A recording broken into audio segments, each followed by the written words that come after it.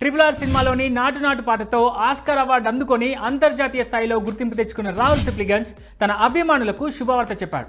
Cinema పాటలు, music వీడియోలతో బిజీగా ఉండే ఈ హైదరాబాదీ సింగర్ త్వరలోనే వైవాహిక బంధంలోకి అడుగు పెట్టనున్నాడు. తన మనసుకు నచ్చిన అమ్మాయితో కలిసి కొత్త జీవితం ప్రారంభించనున్నాడు.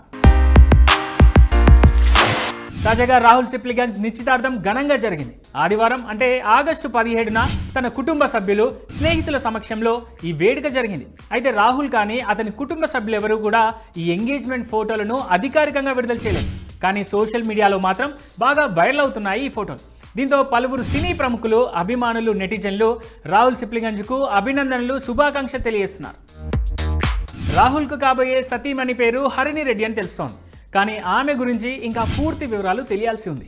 నిశ్చితార్థం సందర్భంగా రాహుల్, హరిణి రెడ్డి కలర్ఫుల్ డ్రెస్సుల్లో మెరిసిపోయారు. రాహుల్ పాస్టెల్ లావెండర్ షేర్వాణిలో రాయల్గా కనిపించగా, హరిణి ఆరెంజ్ కలర్ లెహంగాను ధరించి అందంగా ముస్తాబైంది.